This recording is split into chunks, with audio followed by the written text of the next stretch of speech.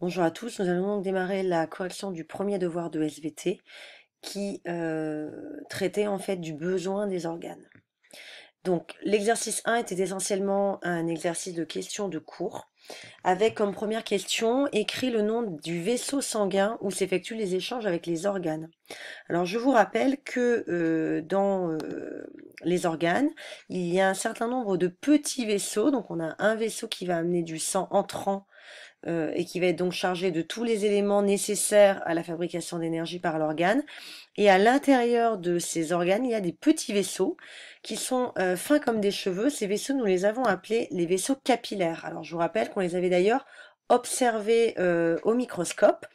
Et au sein de ces vaisseaux sanguins, donc par exemple si je prends un autre document où on voit parfaitement ici en arrière-fond le muscle, et ici donc ces petits vaisseaux capillaires, on voit bien que c'est au travers de ces petits vaisseaux capillaires que vont se faire les échanges. C'est-à-dire que le dioxygène va sortir du capillaire pour aller vers l'organe, et le dioxyde de carbone va faire l'inverse. D'ailleurs, on peut même rajouter une troisième flèche qui va constituer le passage, cette fois, hop, des nutriments. Donc les nutriments vont eux aussi passer du capillaire vers les organes. Donc, pour revenir au devoir, il fallait donc répondre ici. Quel est le nom du vaisseau sanguin où s'effectuent les échanges avec les organes? On peut mettre ces vaisseaux s'appellent des capillaires. Alors attention toujours à l'orthographe. Apprenez l'orthographe des mots lorsque vous répondez aux questions.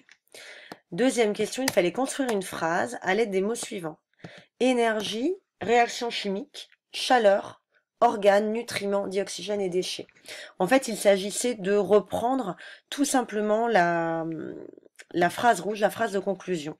Alors cette phrase de conclusion, qu'est-ce qu'elle vous indiquait? Elle vous indiquait que le sang apportait des nutriments et du dioxygène, qu'avec ces nutriments et ce dioxygène, les organes effectuaient une réaction chimique qui permettait la fabrication d'énergie, énergie nécessaire au fonctionnement des organes. Cette énergie, cette réaction chimique, pardon, produisait des déchets, dont le dioxyde de carbone et un autre déchet qu'on appelle l'urée. Et cette énergie était en partie dissipée également sous forme de chaleur. Vous retrouverez d'ailleurs ces indications donc sur le site RamScience où vous est indiqué au début du chapitre donc ce schéma bilan. Sur ramscience.fr, niveau 5e, vous allez retrouver dans les besoins des êtres vivants exactement la même indication des échanges au niveau des capillaires avec cette petite animation. Donc je vous conseille de la regarder. Donc voilà le capillaire sanguin, le sang qui rentre. Ensuite, le dioxygène qui va passer du capillaire vers le muscle, puis les nutriments qui vont passer du capillaire vers le muscle, avec un code couleur qu'il va falloir garder. C'est exactement ce que vous allez devoir répondre également dans l'exercice suivant. Tout ça va provoquer une réaction chimique qui produit de l'énergie en vue de la contraction du muscle, qui va se dissiper en partie sous forme de chaleur, et donc des déchets vont être ensuite libérés dans le sang, le dioxyde de carbone et l'urée, et ainsi un sang riche en dioxyde de carbone ressort du muscle. Donc ça, vous allez pouvoir le retrouver sur le site ramscience.fr, qui va vous permettre notamment de répondre à votre question.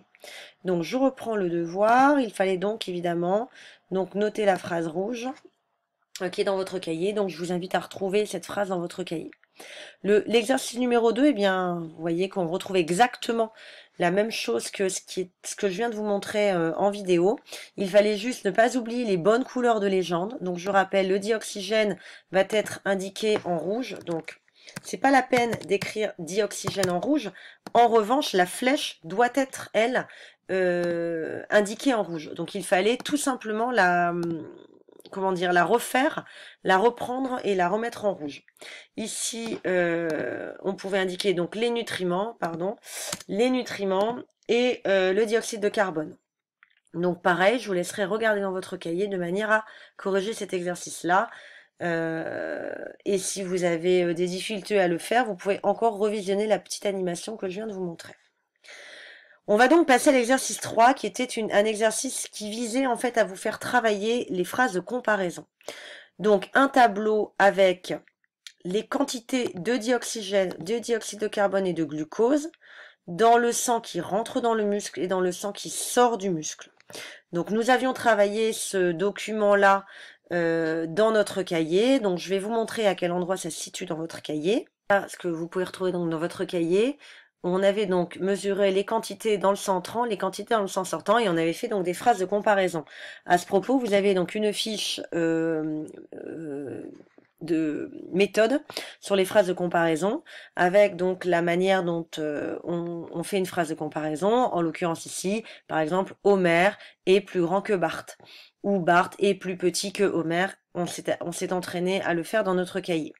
Donc je vous ai mis sur votre DS d'ailleurs un niveau de maîtrise. Donc soit vous avez une maîtrise excellente si votre phrase de comparaison est très bien réussie, ou satisfaisante, ou fragile, ou insuffisante. Vous pourrez reporter sur votre fiche méthode en fait la date du devoir et votre évaluation, votre niveau de maîtrise sur cette compétence. Donc, on reprend donc ce qu'il fallait répondre. Donc, compare la quantité de dioxygène dans le sang entrant et sortant du muscle. Donc, évidemment, on est donc sur cette ligne-là et on voit que il y a plus de dioxygène dans le sang entrant que dans le sang sortant. Donc, il y a plus de dioxygène dans le sang entrant que dans le sang sortant. Donc on retrouve l'élément de la comparaison plus que. On voit les deux éléments comparés, le sang entrant, hop, le sang sortant, et on voit l'élément de la comparaison, c'est-à-dire le dioxygène. On a comparé le dioxygène. Donc sur le même principe, on demande la même chose pour le dioxyde de carbone. Donc là, en revanche, il y a moins de dioxyde de carbone dans le sang entrant que dans le sang sortant. Donc je vais vous noter la réponse à la question 2. C'est il y a moins, et là on n'est plus sur le dioxygène, mais sur le dioxyde de carbone dans le sang entrant que dans le sang sortant. Et donc là, on retrouve notre élément comparé qui est le dioxyde de carbone. 3, donc il s'agissait de travailler sur une expérience que nous avons fait en classe. Donc évidemment, il faut lire la consigne. Des fragments de muscles frais. Vous pouvez d'ailleurs surligner à chaque fois sur votre document, sont disposés dans un récipient hermétique. Ce mot-là doit vous dire quelque chose. Un oxymètre, donc appareil qui mesure l'oxygène, est introduit dans ce récipient et elle est reliée à la console de mesure. Cela permet d'enregistrer la quantité de dioxygène dans ce récipient. On fait aussi une expérience témoin. Donc vous retrouvez ici la courbe, quantité de dioxygène, l'expérience témoin, l'expérience avec le muscle et le temps. Donc d'abord, on vous demande de schématiser l'expérience témoin. Donc vous irez également dans votre cahier, puisqu'elle est déjà schématisée, c'est-à-dire le récipient hermétique, l'oxymètre relié à ce récipient hermétique et la console de mesure. Alors ce qui m'intéresse davantage, c'est cette fameuse étude de courbe. Alors je vous rappelle que nous avions travaillé une méthodologie. Je vous ai noté sur vos copies 1, 2 en fonction de 3. Donc pour faire une bonne étude de courbe, on va toujours partir sur ce principe-là. La phrase, on va la construire de cette manière. On va prendre le 1, c'est-à-dire ce qui est écrit ici en ordonnée. On va regarder ce que fait la courbe, c'est notre numéro 2. Et on va l'expliquer en fonction du 3, qui correspond donc ici au temps en minutes. Alors, cette première courbe-là, qui est la courbe témoin, on voit bien qu'elle reste stable. Donc, on peut noter reste stable. On voit ici que, je vais mettre une autre couleur pour le distinguer de notre méthodologie. On voit bien ici que cette courbe-là, elle, diminue.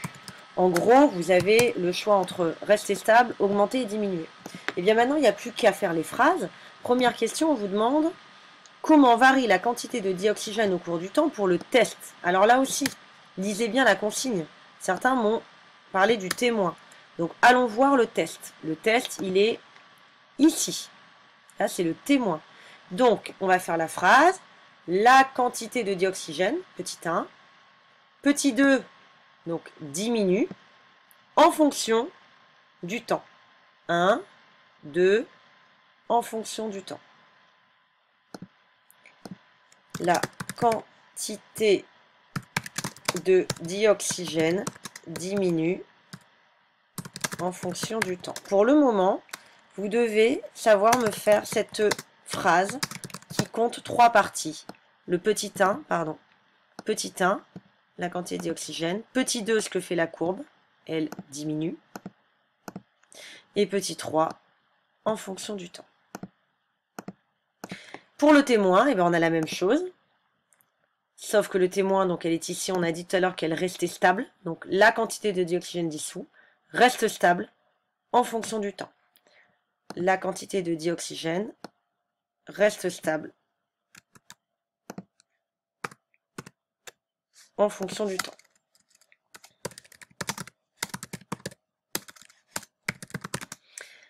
Du coup, maintenant, essayons de comprendre ce que ça veut dire. Je reprends la courbe. Lorsqu'il n'y a pas de muscle, la quantité d'oxygène ne change pas. Quand il y a un muscle, la quantité d'oxygène diminue. La question est pourquoi cette quantité d'oxygène diminue. Donc c'est une conclusion. La quantité d'oxygène diminue alors qu'elle reste stable lorsqu'il n'y a pas de muscle. Donc le muscle a consommé du dioxygène. Puisqu'elle a diminué, c'est qu'il en a pris, il en a consommé. Alors certains ont mis prendre. Le muscle a pris du dioxygène. Je préfère le mot consommer. Le muscle consomme du dioxygène. Voilà, vous pourrez reprendre le devoir, mettre pause si vous avez besoin de revenir sur des éléments et retrouver un certain nombre de corrections dans votre cahier.